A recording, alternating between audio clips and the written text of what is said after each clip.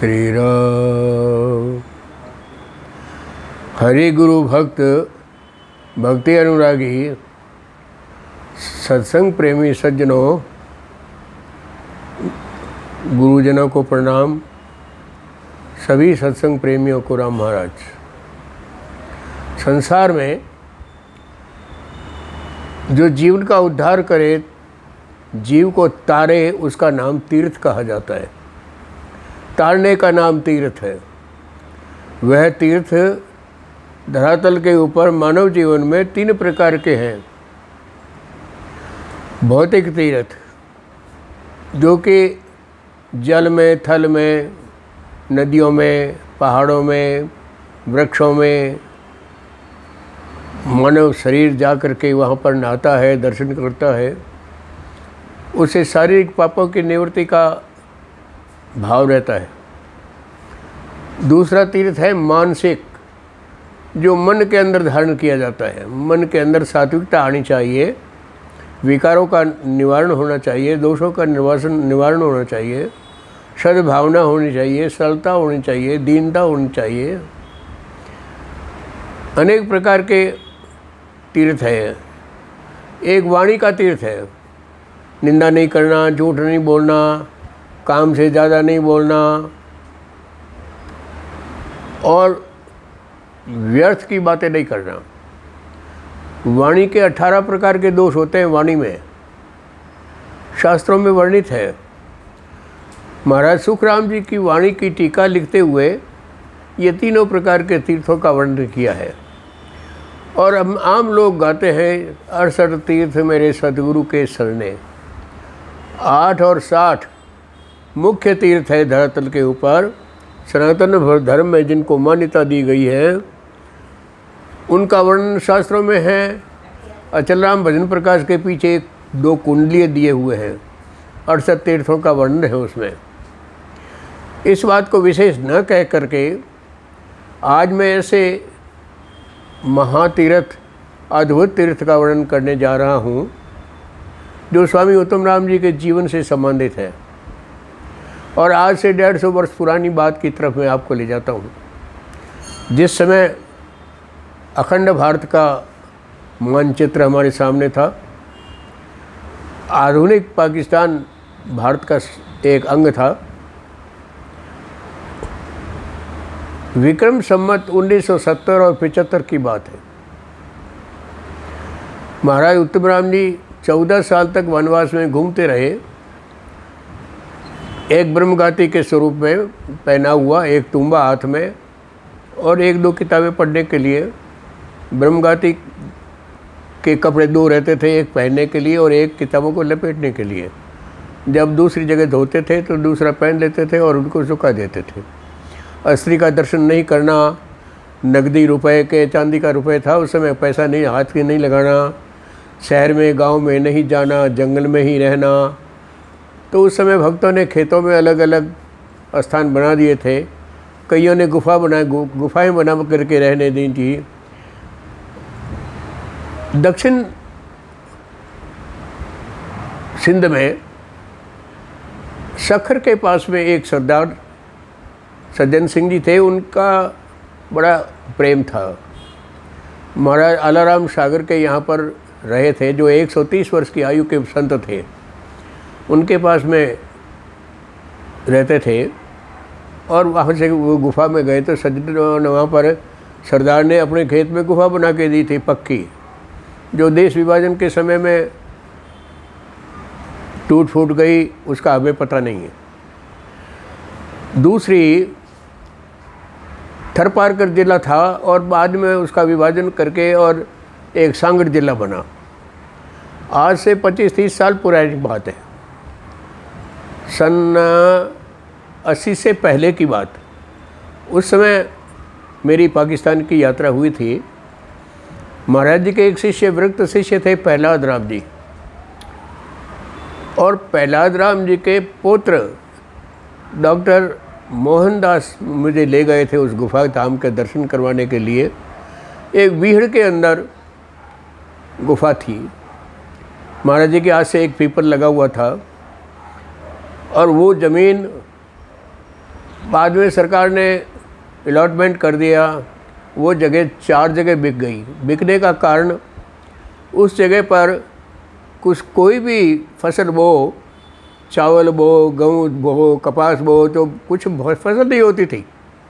वहाँ पर बबूल की झाड़ियाँ पैदा होती थी। 10 सालों तक झाड़ियाँ प्रति वर्ष होने लगी और उस झाड़ियों के कारण से खेत लोगों ने बोना बंद कर दिया। खरीदारों ने वो ज़मीन छोड़ दी। बाकी ज़मीन बोते थे, 1 बीघा ज़मीन थी, छोड़ दी। जब चौथी बार बिकी ज़मीन, वहाँ पर जो ज़मींदार था जिसको अलॉटमेंट हुआ था, उनके ऊपर सरकारी कोई तोहमत आ गई और मिलिट्री आकर के और उनके ढाणी को घेरा दे दिया। तब वो छिप करके और उस बीहड़ के जंगल के अंदर घुस गया जहाँ गुफा थी। फौज ने चारों तरफ से बंदूकें छोड़ी। 3 दिन फौज का घेरा रहा। फौज के जाने के बाद में वो बाहर निकला और अपना अनुभव लोगों को सुनाया। हिंदू समाज को इकट्ठा करके उन्होंने कहा, पर यहाँ क्या है? मुझे जो बंदूकें के घाव आते थे, गोलियां आती थी, उछाल आती थी, उसके सामने एक फ़कीर घूमता हुआ दिखा सफ़ेद वस्त्रों में। तब जो कई बड़े बूढ़े थे जिनको मालूम था, जो पूर्णम 11 को महीने में एक बार दर्शन किया करते थे, बाकी किसी को मालूम नहीं था। उन्होंने बताया, यहाँ पर हमारे संत स्वामी उत्तम राम जी महाराज की तपोभूमि है, यहाँ पर 12-13 साल तक तपस्या की थी। तो उन्होंने कहा, भाई आप मनाओ क्यों नहीं, मुझे ये चमत्कार मिला है तो 1 कुंटल चावल मैं देता रहूँगा, आप साल भर में उनका दिन मनाओ। लोग दिन मनाना शुरू कर दिया लोगों ने।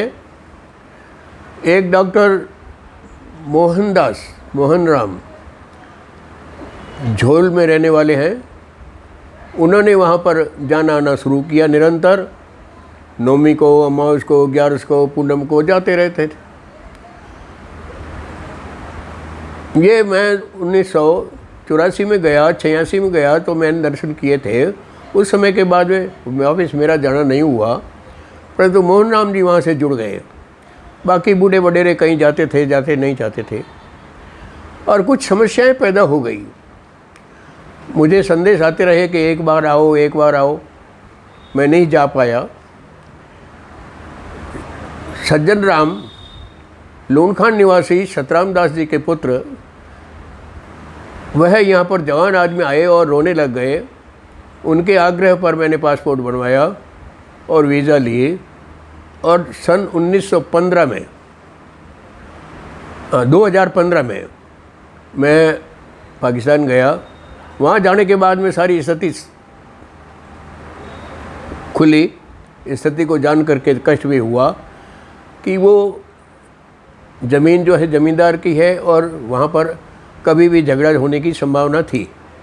जब जंगल था उस समय और आसपास में आबादी भी बढ़ने लग गई, और वहाँ का निर्णय हुआ, भक्तों के सामने बात रखी, ये ज़मीन आप खरीद लो। तो भक्तों ने अपना प्रेम जाहिर किया और अपना त्याग प्रदर्शन किया।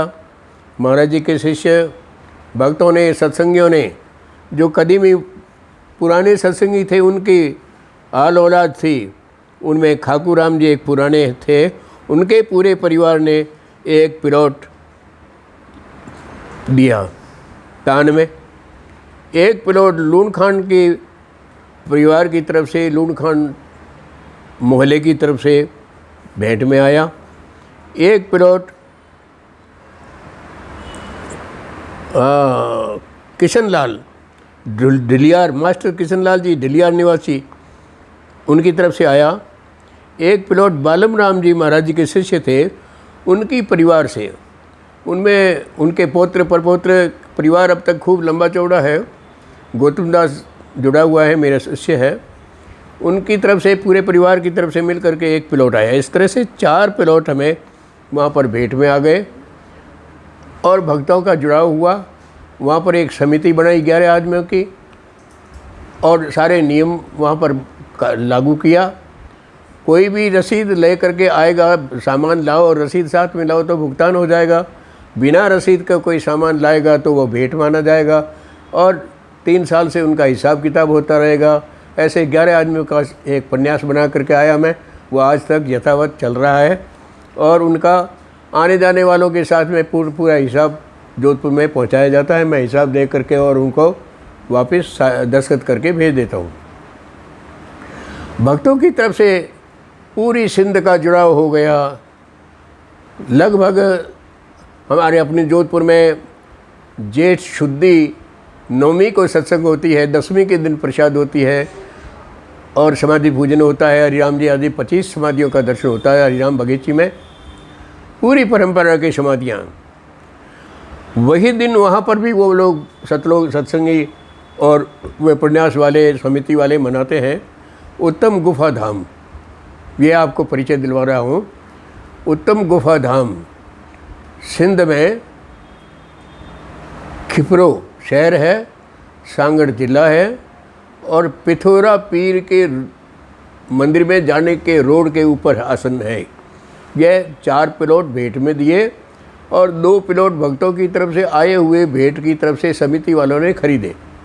कुल टोटल मिलाकर के 7,500 फीट एरिए में ये गुफा का मंदिर बन गया है।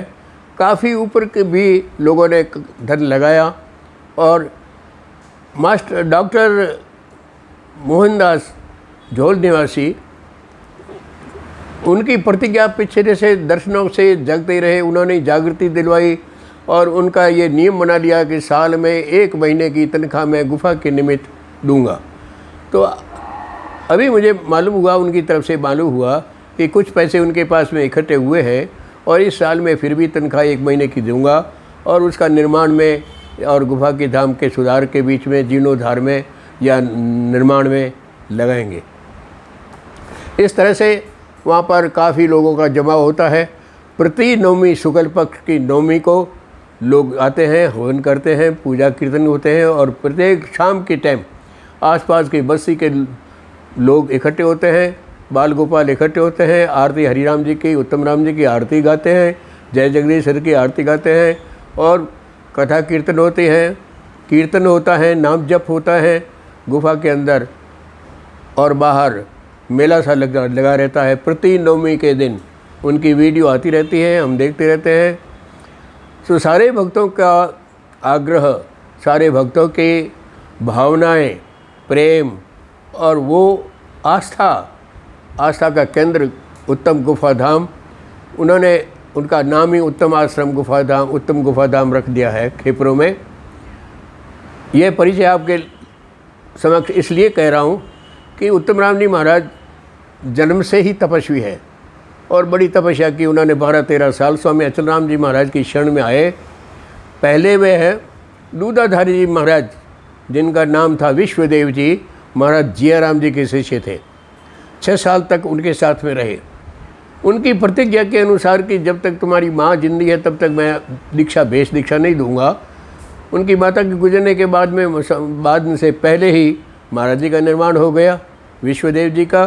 उत्तम अचल राम जी महाराज उस समय गिद्दी पर थे। अचल राम जी महाराज से भेष दीक्षा ली। सन 60 में यहाँ आए और 60 में उपदेश लिया। उसके बाद में निरंतर गुरु पूनम को दिन आते थे, पैदल यात्रा होते थे, उस समय गाड़ियाँ नहीं थी। आज वह उत्तम गुफा धाम फलित है, भक्तों की दर्शनार्थी एक मेले का स्थान, वो एक तीर्थ का रूप बन गया है।